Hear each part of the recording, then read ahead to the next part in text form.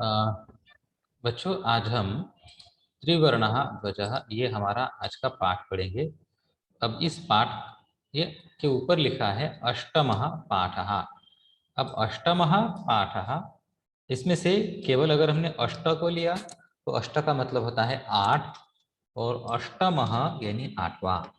तो 8वां पाठ इसका नाम है त्रिवर्णः ध्वजः। अब इसमें एक बात मैं आप लोगों को बता दूं कि ये जो यहाँ पर टाइपिंग की गई है इसमें गलती है, ये गलत टाइप किया है।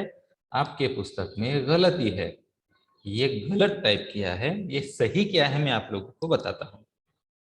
देखो बच्चों, यहाँ पर होना चाहिए था ऐसा तर ई त्रि त्रि होना चाहिए था, त्रिवर्ण। हाँ ये ऐसा नहीं नहीं, वो त्रि नहीं है, वो निवर्ण है, नहीं वो ये है। अब मुझे बोलो, ऊपर जो लिखा है और नीचे जो लिखा है इसमें अंतर है कि नहीं है? बोलो प्रणव। हाँ, अब मुझे एक बात बताओ, ऊपर वाला सही है कि नीचे वाला सही है? ऊपर वाला। हाँ, अब ऊपर वाला नहीं, हमें त्रि चाहिए ना, तो ये त्रि है कि ये वाला त्रि है? बोलो। ऊपर वाला ट्री है। ये त्रि है। और यहाँ पर क्या लिखा है? ये लिखा है कि ये लिखा है? ये यहाँ पर नीचे वाला लिखा है। सेकंड वाला लिखा, हाँ सेकंड वाला लिखा है। तो अब ये गलत है। अब ये गलत कैसे मैं आप लोगों को साबित भी कर दे सकता हूँ। आपकी वर्णमाला खोलिए, उसमें क से लेकर अगर आप देखोगे तो क ख क ख ग घ, उसके बाद न ऐसा आता है। क के नीचे च की पंक्ति होती है, तो च छ।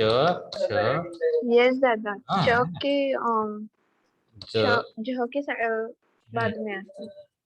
ज झ और इसके बाद आता है न। ये न है बच्चों, ये एन की साउंड हमें देता है। ठीक, तो ये वर्ण यहाँ पर नहीं होना चाहिए। इस प्रणव भट्टर स्क्रीन पर लिखना बंद करो, नहीं तो मैं तुम्हें मीटिंग से बाहर निकाल दूंगा। तो अब ये जो है न, ये यहाँ पर है, ये च वर्ग का पंचमाक्षर है और हमारे एनसीईआरटी वालों ने ये इसी को यहाँ पर लिख दिया। यहाँ पर त्र होना चाहिए, हालांकि जिस शिक्षक ने लिख कर दिया एनसीईआरटी की गलती नहीं है। जिस टाइपिस्ट के पास ये टाइप करने के लिए आया है वो कम पढ़ा लिखा होगा, यानी ये हमारा त्र और ये वाला न, इनमें उसको उससे ज्यादा फर्क शायद से पता नहीं होगा, इसलिए उसने अपने मन से किया जो कुछ भी करना था। ठीक, तो खैर जो कुछ भी है, अभी हमें जो दिया है उसके साथ ही तो चलना है। तो इसको बट कंटेंट्स में जो भी है वो त्रिवर्ण ध्वज ही लिखा है। हाँ लिखा है, लेकिन जो यहाँ पर छपकर आया ये थोड़ा सा गलत है। आपको इसको त्रिवर्ण ध्वज ही पढ़ना है। बात समझ गई? यस। अब चलो, अब हम शीर्षक को समझने की कोशिश करते हैं। बच्चों मुझे बताओ, त्रि, बस अब ये त्रि नहीं है लेकिन हम इसको समझते हैं त्रि। बोलो सानवी, क्या बात है? दादा please take Mahi in, she called me, she will be waiting room. Ask her to leave the meeting and rejoin it. तो ओके दादा। त्रिवर्ण ध्वजा, इसके अंदर त्रि और दूसरा अगर हम शब्द देखें तो वर्ण, ऐसे दो शब्द है। ओके, अब मुझे बताओ बच्चों, दो अलग अलग शब्द है और दोनों के अलग अलग अर्थ भी है। अब इसमें से सबसे पहले है हमारा त्रि।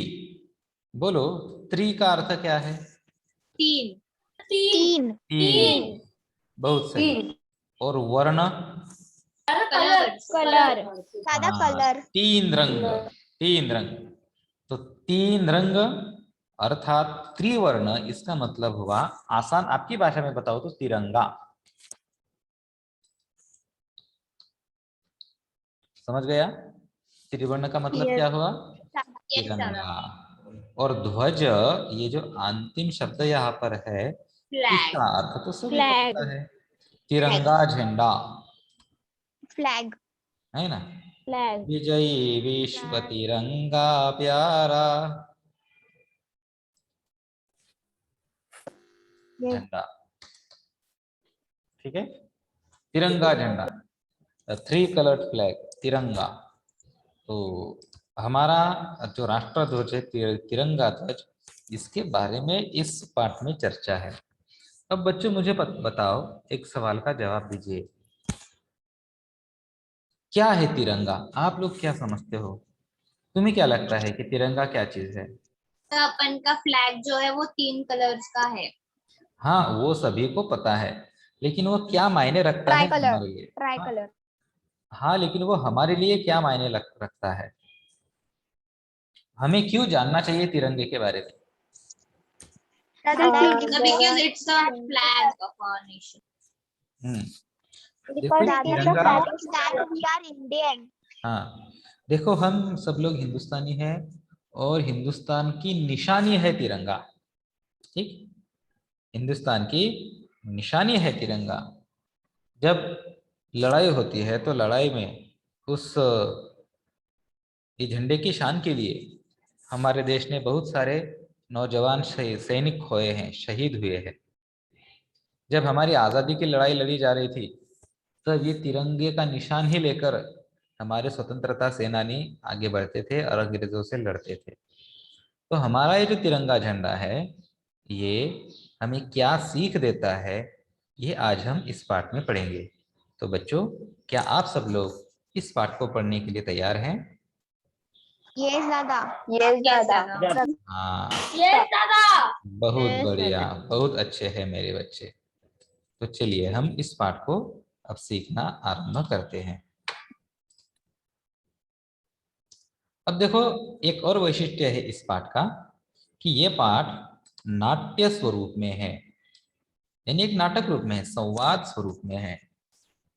अब यहाँ पर मैं शुरुआत में यहाँ से पढ़ने को आरंभ करता हूँ। क्या लिखा है, कैसे लिखा है, हम समझते हैं। अब देखो यहाँ पर ये एक लंबा चौड़ा वाक्य है, यहाँ से लेकर यहाँ तक। अब इसको हम कुछ अलग हटके तरीके से सीखते हैं। देखो, इस वाक्य में जब भी कोई वाक्य आएगा तो सबसे पहले वाक्य का सब्जेक्ट, कर्ता और क्रियापद, इन दोनों चीजों पर ध्यान रखना चाहिए। इस वाक्य में कर्ता है बालकाः बालिकाश्च, ये कर्ता है।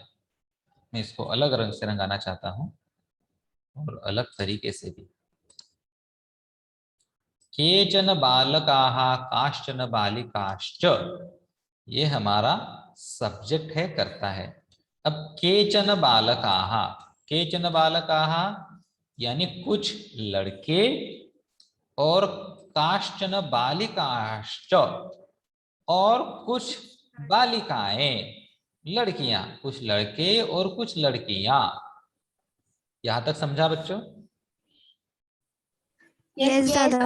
अब इसमें एक और चीज मैं आप लोगों को समझाना चाहता हूँ। बालिकाश्च, ये जो शब्द है कुछ अलग तरीके से यहाँ पर आप लोगों को दिख रहा है। इसके अंदर है बालिकाः च, तो बालिकाः च, काहा के बाद जो दो टिम्बे दिख रहे हैं जिसको विसर्ग कहते हैं, उसी का यहाँ पर आप लोगों को श दिखाई दे रहा है। दिख रहा है ना यहाँ पर श, ये श इस विसर्ग का बना हुआ है, ठीक है, वो संधि से बनता है। अब क्या मतलब है इस च का? इस च का अर्थ है और और इसका स्थान यहां पर आता है हिंदी में कुछ लड़के, च यानी और, कुछ लड़कियां, ऐसा यहां पर अर्थ है। बच्चों समझ में आया? Yes, Dada. Yes, Dada. Yes, दादा। Yes, कुल Dada. मिलाकर अगर देखा जाए तो केचन बालकाः, कुछ लड़के, च और काश्चन बालिकाः, कुछ लड़कियां, इतना ये हमारे वाक्य का कर्ता है, सब्जेक्ट है। बच्चों समझ गया? Yes, Dada. Yes, Yes, हाँ। दादा। अब ये क्या कर रहे हैं? परस्परम संलपन्ति। अब देखो, संलपन्ति जो है हमारे वाक्य की क्रिया है, वर्ब है, और परस्परम, परस्परम यानी आपस में, तो ये आपस में बातें कर रहे हैं। समझ गया? केचन बालकाः काश्चन बालिकाश्च परस्परम संलपन्ति, कुछ लड़के और कुछ लड़कियां आपस में बात करती है। समझा? यस दादा। हाँ। Yes, sir. अब इतना सब कुछ समझने के बाद अब जाकर हम आगे वाला ये इतना भाग पढ़ेंगे। ठीक है? यस दादा। हाँ, अब ये लड़के और लड़कियां आपस में बात तो करते हैं, लेकिन कैसे करते हैं? तो ये यहाँ पर शब्द, इन दोनों शब्दों को देखिए, सोत्साहम गच्छन्तः। अब इसमें सबसे पहले सोत्साहम, इसके अंदर उत्साह शब्द है बच्चों, और सोत्साह यानी स उत्साह गुण संधि है यहाँ पर, यानी उत्साह के साथ, यानी एक्साइट होकर। और गच्छन्तः बच्चों, गच्छन्ति यानी जाते हैं, और गच्छन्तः यानी जाते हुए, दोनों में अंतर है। गच्छन्ति का मतलब क्या बताया बच्चों मैंने? गच्छन्ति का बोलो। जाते नहीं, जाते हैं। और गच्छन्तः जब हम बनाएंगे तो अर्थ क्या होता है? जाते जाते हाँ, जा रहे हैं। नहीं नहीं, जाते जाते या फिर जाते हुए। कैसे जाते हुए? सोत्साहम गच्छन्तः, उत्साह के साथ, हंसी खुशी से जाते हुए। अब हम इन सबको कंबाइन करते हैं। केचन बालकाः काश्चन बालिकाश्च, कुछ लड़के और कुछ लड़कियां सोत्साहम गच्छन्तः, बिल्कुल उत्साह से, खुशी खुशी से जाते हुए, परस्परम संलपन्ति, एक दूसरे के साथ बातें करते हैं। यहां तक इतना जितना अंडरलाइन किया है उतना समझा बच्चों? यस दादा, समझ गया। अब अगला प्रश्न है कि वो कहाँ जा रहे हैं, तो ये उत्तर हमें यहां से मिलेगा। स्वतंत्रता दिवसस्य ध्वजारोहण समारोहे। स्वतंत्रता बच्चों, स्वतंत्रता दिवस का मतलब क्या है? आजादी का 3 अगस्त मीन्स हाँ, इंडिपेंडेंस डे, फ्रीडम डे। आजादी का दिन, जिस दिन हमें अंग्रेजों से आजादी मिली वो दिन। अब इसको स्य लगाया है, देखा बच्चों? ये स्य है। यस दादा। अब स्य का मतलब क्या है? कौन सी विभक्ति हुई? षष्ठी विभक्ति। षष्ठी विभक्ति, यानी स्वतंत्रता दिवस के। ठीक है? स्वतंत्रता दिवस यानी आजादी का दिन, और स्वतंत्रता दिवसस्य यानी स्वतंत्रता दिवस के ध्वजारोहण समारोहे। अब देखो, अब मजा आएगा इसके अंदर। ध्वजारोहण समारोहे, ध्वज आरोहण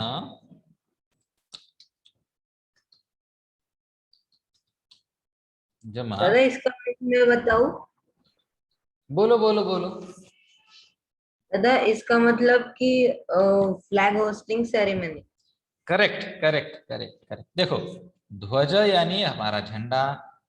अब उसके बाद आरोहण, आरोहण यानी चढ़ाना, दोनों का मिलकर ध्वजारोहण ये शब्द बनता है। देखो यहाँ पर लिखा है ध्वजारोहण, दिखा फ्लैग। सके तो? नहीं, फ्लैग होस्टिंग, ध्वज फ्लैग, आरोहण होस्टिंग, ध्वज चढ़ाना, ध्वजारोहण। और समारोह। और समारोह यानी सेरेमनी, उत्सव। लेकिन समारोह के अंत में समारोहे ऐसा लिखा है, क्या मतलब है समारोहे का? कौन सी विभक्ति है? षष्ठी विभक्ति। गलत गलत, षष्ठी विभक्ति। सप्तमी, सप्तमी है। षष्ठी को स्य लगता है, सप्तमी विभक्ति को याद। हाँ, अब सप्तमी विभक्ति का मतलब क्या है? मीनिंग क्या है उसका? बोलो बोलो। दादा क्या बोलना है? सप्तमी विभक्ति का मतलब क्या है? अब समारोह का मतलब क्या हुआ?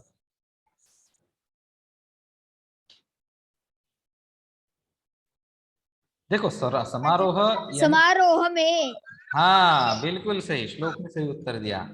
तो ध्वज आरोहण समारोह है, यानी ध्वज चढ़ाने के फ्लैग होस्टिंग समारोह सेरेमनी में। में, in the flag hosting ceremony, in the ceremony, which ceremony? Flag hosting ceremony. समझा बच्चों कैसे मतलब बना इसका? यस यस दादा। दादा। हाँ बहुत बढ़िया। तो अब कुल मिलाकर देखा जाए तो आप लोगों को ये पहली वाली पंक्ति समझ गई। मैं एक बार पढ़ता हूं। केचन बालकाः काश्चन बालिकाश्च स्वतंत्रता दिवस्य ध्वजारोहण समारोहे सोत्साहं गच्छन्तः परस्परं संलपन्ति। यानी कुछ लड़के कुछ लड़कियां स्वतंत्रता दिवस के ध्वजारोहण समारोह में उत्साह से जाते हुए आपस में बातें करते हैं। परस्परम संलपन्ति। बच्चों करते हैं कि नहीं? जब भी ध्वजारोहण समारोह होता है उस दिन यस दादा। हाँ सभी को खुशी होती है, और इस खुशी खुशी सब लोग इस समारोह में जाते हैं। ठीक है, अब चलो आगे बढ़ते हैं। अगला चैतन्य बटर बोलो। प्रदोष ने बोला Chaitanya Buttar is in waiting room. तो उसे कहना कि लीव करके फिर से ज्वाइन करो। अब देखो, लीव करके रिजाइन कर। अरे माइक ऑफ करो।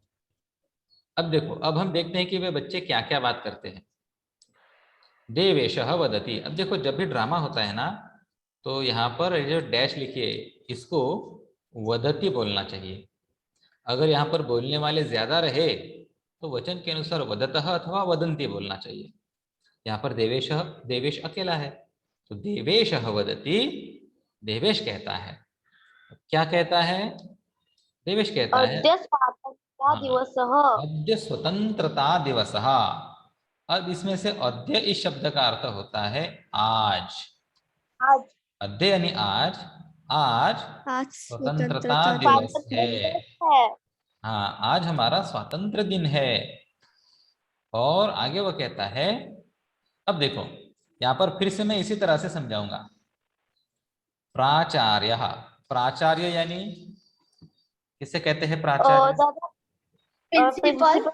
हाँ आप लोग उन्हें प्रिंसिपल अथवा हेडमास्टर कह सकते हैं, मुख्याध्यापक भी बोलते हैं उनको, या फिर प्रधानाध्यापक भी बोलते हैं। तो प्राचार्य, कौन से प्राचार्य? विद्यालयस्य प्राचार्य। स्कूल के प्राचार्य। हाँ हमारे विद्यालय के प्राचार्य। किसके विद्यालय के? तो अस्माकम। हमारे विद्यालय। बच्चों अस्माकम यानी हमारे, अस्माकम विद्यालयस्य प्राचार्य, हमारे विद्यालय के प्राचार्य ध्वजारोहणम करिष्यति। ध्वजारोहणम करिष्यति, will do flag hosting. Flag hosting करेंगे। ध्वज का आरोहण करेंगे। और उसके बाद क्या होता है? छात्राश्च प्रस्तोष्यन्ति। देखो यहाँ पर च आया, फिर से च आया। च का मतलब है और, तो और छात्र प्रस्तुत करेंगे। क्या प्रस्तुत करेंगे? सांस्कृतिक कार्यक्रमों को। अब देखो फिर से समझो। और छात्राः प्रस्तोष्यन्ति, प्रस्तोष्यन्ति प्रस्तुत करेंगे, और जो छात्र हैं वे प्रस्तुत करेंगे। क्या प्रस्तुत करेंगे? तो सांस्कृतिक कार्यक्रमान। अब देखो सांस्कृतिक यानी हमारी संस्कृति से संबंधित, सांस्कृतिक कल्चरल, और कार्यक्रम प्रोग्राम, कल्चरल प्रोग्राम, जैसे कि नृत्य है, कोई नाटक है, कोई नकल है, इस तरह के देखो होते हैं ना 15 अगस्त के दिन। ड्रामा और हाँ एक्सेट्रा। और आखिरी में अंते च, और अंत में, और सबसे अंत में क्या होगा? मोदकानि मिलिष्यन्ति। मिलिष्यन्ति, मिलिष्यन्ति मिलेंगे। क्या मिलेंगे? मोदक मिलेंगे। अब बच्चों देखो यहाँ पर मोदक शब्द का जो अर्थ है उसमें थोड़ा सा विचार करना है। मोदक वो है जिनको हम गणपति जी को अर्पित करते हैं कि नहीं? Yes, ये ज्यादा हाँ, लेकिन मोदक शब्द का अर्थ क्या है? जो हमें खुश करता है। उसका ओरिजिनल मतलब क्या है? हमें खुश करता है। तो यहाँ इस पाठ में मोदक इस शब्द का अर्थ मुझे ऐसा लगता है कि चॉकलेट होना चाहिए। no दादा। ठीक है, अब चॉकलेट होता है मोदक का अर्थ? हो सकता है, इट मे बी। No दादा होता है। ऐसा क्या होता है क्या? Yes, हम चॉकलेट्स मोदक भी रहते हैं ना। हम चॉकलेट को, वो खाने है, उसके लिए सब कुछ है। बच्चों हम दादा वो चॉकलेट, बोले चॉकलेट मोदक। नहीं, हम चॉकलेट को संस्कृत भाषा में मोदक कह सकते हैं, यानी जो खुश करे। मोदक जो खुश करता है। अब बच्चों को अगर आप लोगों ने दादा चॉकलेट कोई दिया, मिठाई भी तो हो सकती। अगर आपने उसको मिष्टान्न बोलते हैं, उसको अलग नाम है ना, मिठाई मिष्टान्न। अब देखो, मोदक अगर किसी भी बच्चे को दो, वो खुश होता है कि नहीं होता है? Yes, दादा। अब पुराने जमाने में कैडबरी नहीं था, इसीलिए उसको मोदक नहीं कहा, वो घर से ही मोदक करते थे गणपति जी को। खैर चलो, तो अंत में हमें मोदक मिलेंगे, चॉकलेट मिलेंगे। अब ऐसा देवेश ने कहा। अब देवेश के कहने के बाद डेविड बोलता है, क्या बोलता है? डेविड भैया क्या बात है? डेविड कहता है, शुचे जानासि त्वम अस्माकं ध्वजः कीदृशः। अब देखो, जो डेविड है, पहला वाक्य देवेश ने कहा यहाँ पर, अब दूसरा वाक्य डेविड बोल रहा है, लेकिन डेविड देवेश के साथ नहीं बात कर रहा है। डेविड किसके के साथ बात कर रहा है? डेविड एक सूची के साथ। शुचि के साथ बात कर रहा है। अब वो कहता है ना, शुचे, यानी ओए शुचि, शुचे जानासि त्वम, क्या तुम जानती हो क्या? अस्माकं ध्वजः कीदृशः, हमारा जो तिरंगा झंडा है वो कैसा है? तो शुचि ही वदति, शुचि उत्तर देती है। क्या उत्तर देती है? अस्माकं देशस्य ध्वजः त्रिवर्णः इति, हमारे देश का झंडा तिरंगा है। अस्माकं देशस्य ध्वजः, बच्चों अस्माकं देशस्य ध्वजः, हमारे देश का झंडा त्रिवर्णः इति, त्रिवर्ण ऐसा है, 3 रंगों वाला है। बच्चों यहां तक समझा आप लोगों को? Yes, दादा। सभी को सब कुछ समझा? तो इस तरह से आज के पाठ के लिए इतना ठीक है बच्चों। बाकी जो आगे भी बहुत सारा पाठ है, इसको हम अगले आने वाले पाठों में पढ़ेंगे। तो यहाँ तक क्या देखा हमने कि कोई बच्चे हैं जो बच्चों विद्यालय में जा रहे हैं और बातें कर रहे हैं, और वहां पर डेविड पूछता है कि भाई हमारा झंडा कैसा है? तो शुचि उत्तर देती है कि हमारा झंडा तिरंगा है। यहाँ तक, यानी अर्थात जहां तक मैंने पढ़ाया ये वाला हिस्सा, यहाँ तक किसी को कोई प्रॉब्लम है क्या? मुझे बोलो, कोई प्रश्न No, शंका? दादा। अगर कोई भी शंका समस्या प्रश्न हो, No, दादा, no problem. आप मुझे कभी भी कहीं पर भी पूछ सकते हैं। तो मुझे उम्मीद है कि मैंने जितना भी पढ़ाया आप लोगों को समझ में आ गया होगा। बाकी बचा हुआ पाठ हम अगले पाठ में पढ़ेंगे। यस दादा।